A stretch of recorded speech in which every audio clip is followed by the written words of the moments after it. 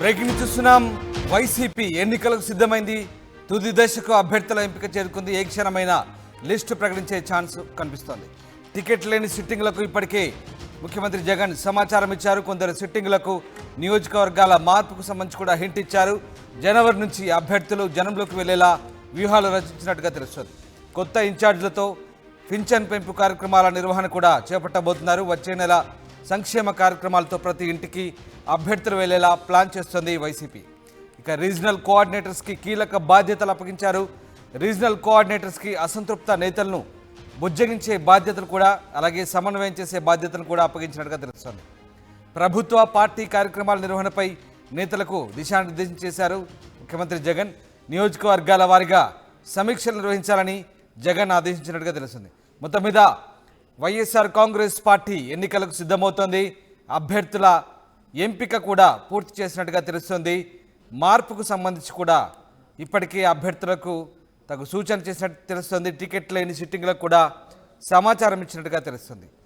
Right, మా ప్రతినిధి రాజేష్ లైవ్లో జాయిన్ అవుతున్నారు. రాజేష్, వైఎస్ఆర్సీపీ ఏ క్షణమైన లిస్టు ప్రకటించే అవకాశాలు కనిపిస్తున్నాయి. అభ్యర్థుల ఎంపిక కూడా తుది దశకు చేరుకున్నట్టుగా తెలుస్తుంది. ఏంటి దీనికి సంబంధించిన పూర్తి సమాచారం ఏంటి? అలాగే ఇక ఎన్నికలకు సిద్ధమవుతున్నట్టేనా వైసీపీ? ఖచ్చితంగా ఎన్నికలకి సిద్ధమవుతుంది. సిద్ధమయ్యే పనిలో భాగంగానే అభ్యర్థుల మార్పులకు సంబంధించి కసరత్తు చేస్తుంది. దాదాపు 10-15 రోజులుగా అభ్యర్థుల కసరత్తులు అయితే చేస్తున్న నేపథ్యంలో ఈ నెల 30వ తారీఖు అంటే వచ్చే ఈ నెలాఖరు లోపే పూర్తి స్థాయిలో అభ్యర్థుల మార్పులకు సంబంధించినటువంటి అన్ని కూడా పూర్తి చేసి వచ్చే నెల 1 నుంచి కొత్త అభ్యర్థులు ఎవరైతే నియోజకవర్గ మార్పులు ఉంటాయో వాళ్ళందరినీ కూడా పూర్తి స్థాయిలో నియోజకవర్గ ఇన్ఛార్జీలుగా నియమించి వాళ్ళని ప్రజల్లోకి పంపాలని జగన్మోహన్ నిర్ణయించుకున్నారు. దానిలో భాగంగా అభ్యర్థుల కసరత్తు అయితే దాదాపు చివరి దశ చేసుకుంది. ఈ రోజు లేదా రేపు సాయంత్రానికి లిస్ట్ వస్తుందని తెలుస్తుంది. అయితే ఈ రోజు ఒక 9 మందితో కూడినటువంటి ఒక సెకండ్ లిస్ట్ ఇస్తారనే ప్రచారం జరుగుతుంది. దీనిపైన క్లారిటీ మాత్రం ఇంకా రావాల్సి ఉందని చెప్పాలి. ఎందుకంటే అభ్యర్థులకు సంబంధించి అటు ఉత్తరాంధ్ర దగ్గర నుంచి ఇటు రాయలసీమ, అదేవిధంగా ఉభయ గోదావరి జిల్లా సంబంధించినటువంటి అభ్యర్థులు మార్పులు ఎక్కడైతే మార్పులు ఉంటాయి, సిట్టింగ్ ఎక్కడైతే మార్పులు ఉంటాయి, వాళ్ళందరికి సంబంధించినటువంటి వాళ్ళతో మాట్లాడడం, ముఖ్యమంత్రితో కూడా మాట్లాడడం జరిగింది. వాళ్ళకి సీటు ఎందుకు నిరాకరిస్తున్నారు, వేరే ప్లేస్ కి ఎందుకు పంపిస్తున్నామని అన్ని అంశాలు వాటితో కూడా చర్చించారు. చర్చించిన తర్వాత మాత్రమే అభ్యర్థులకు సంబంధించినటువంటి తుది కసరత్తు అయితే చేస్తున్నారని చెప్పాలి. ఇప్పటికే ఎక్కడైతే ఏ నియోజకవర్గాల్లో అభ్యర్థులు మారుస్తున్నారో ఆ నియోజకవర్గాలకు సంబంధించినటువంటి అసంతృప్త నేతలతో రీజనల్ కోఆర్డినేటర్లు మాట్లాడాలి. అక్కడ ఇన్ఛార్జిగా కొత్త వాళ్ళు వచ్చినప్పుడు వాళ్ళతో ఏ విధంగా సమన్వయం చేసుకుని ముందుకు వెళ్ళాలనే దానికి సంబంధించి రీజనల్ కోఆర్డినేటర్లకే బాధ్యతలను ముఖ్యమంత్రి జగన్ అప్పగించారు. దీనిలో భాగంగా నిన్న రీజనల్ కోఆర్డినేటర్లతో కూడా ముఖ్యమంత్రి ప్రస్తుతం నిన్న మాట్లాడిన నేపథ్యం ప్రస్తుతం ఈ రోజు కూడా కొంతమందితో అటు మిథున్ రెడ్డి కానీ రీజనల్ కోఆర్డినేటర్తో కూడా సమావేశం జరుగుతుంది. ప్రస్తుతం సాయిరెడ్డితో కూడా కొంతమంది నేతలు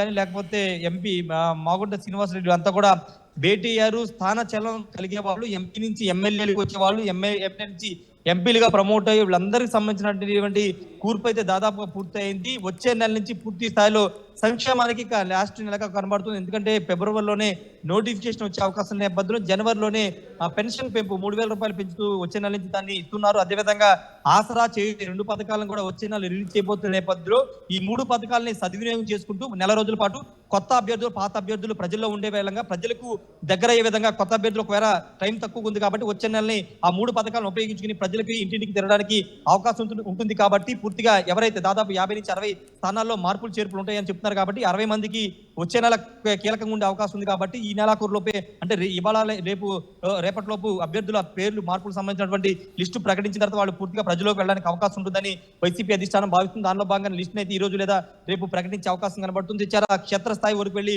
ఆ అభ్యర్థుల కసరత్తు అయితే పూర్తి చేస్తున్నారు. ఎక్కడైతే అసంతృప్తులు ఉన్నారో వాళ్ళని కూడా బుజ్జగింపులు చేసే ప్రయత్నం కూడా చేస్తున్నారు. కొన్ని స్థానాల్లో అంటే సిట్టింగ్ ఎమ్మెల్యేలు కొన్ని స్థానాల్లో సీటు లేదని ఖరాఖండిగా చెప్పేస్తున్నారు. వాళ్ళు పక్క పార్టీ వైపు చూస్తున్నా కానీ ఇబ్బంది లేదనేది పార్టీ అధిష్టానం చెబుతుంది. ఎందుకంటే అక్కడ అవకాశం లేదు కాబట్టి అక్కడ సీటు సర్దుబాటు చేయలేకపోతున్నామని కూడా వాళ్ళకి చెబుతున్న నేపథ్యం ఉంది. ఏదేమైనప్పటికీ ప్రస్తుతం అయితే వైసీపీ అధిష్టానం కసరత్తు దాదాపుగా పూర్తి చేసింది. ఈ రోజు లేదా రేపు సాయంత్రం లోపు లిస్ట్ అయితే విడుదల చేసే అవకాశం అయితే కనబడుతుంది. పూర్తిగా అన్ని నియోజకవర్గాల ఎక్కడైతే వ్యతిరేకత ఉందో, స్థానిక ఎమ్మెల్యే కానీ ఎంపీ మీద వ్యతిరేకత ఉందో, లేకపోతే ప్రస్తుత సామాజిక సమీకరణాలు, రెండోది జనసేన టీడీపీ ఇంపాక్ట్ ఉండే నియోజకవర్గాలు, వీటన్నిటిని క్షుణ్ణంగా పరిశీలించి పూర్తిగా అన్ని కోణాల్లో అక్కడ సర్వేలకు సంబంధించి లేకపోతే అభ్యర్థి మీద ఉన్న వ్యతిరేకత అన్ని అంశాలు పరిశీలించిన తర్వాతే మార్పులు చేర్పులు అయితే చేపట్టిన పరిస్థితుంది. వాటన్నిటికి అనుగుణంగా ఇప్పుడు లిస్ట్ అయితే వచ్చే అవకాశం అయితే కనబడుతుంది. Ramdas, right, thank you very much Rajesh, thank for the update. ఇది మొత్తం మీద వైసీపీలో అభ్యర్థుల ఎంపిక తుది దశకు చేరుకుంది. ఏ క్షణమైన లిస్టు ప్రకటించే ఛాన్స్ కనిపిస్తుంది. ఇక టికెట్ లేని సిట్టింగ్లకు కూడా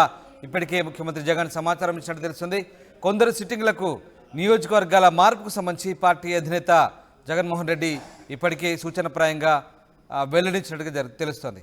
రైట్, ఇక మంత్రి గుడివాడ అమర్నాథ్ రెడ్డి టికెట్ల మార్పు సంబంధించి అట్లాగే అభ్యర్థుల సిట్టింగ్ల నియోజకవర్గాల మార్పు సంబంధించి ఆర్టీవీతో మాట్లాడారు మా ప్రతినిధి విశాఖ ప్రతినిధి అనిల్.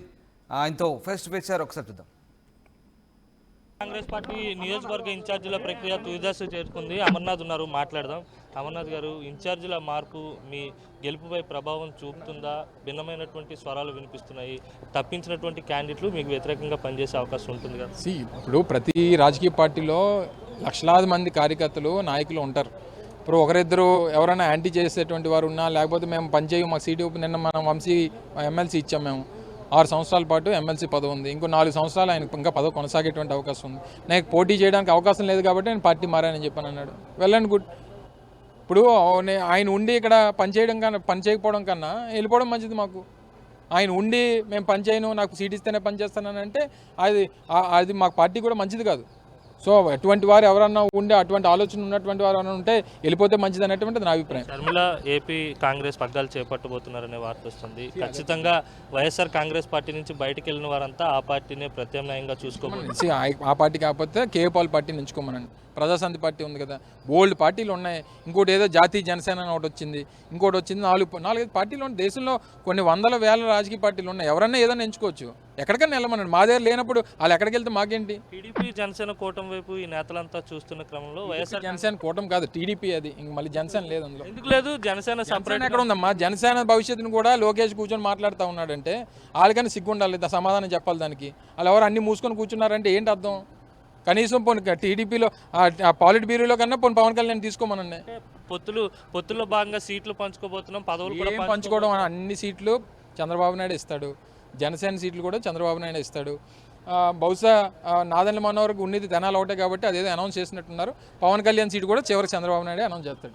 ఇది మొత్తమే చూసుకున్నట్లయితే మాత్రం జనసేన పార్టీ అనేది ప్రత్యేకంగా ఏం లేదు. టీడీపీలో భాగమే జనసేన.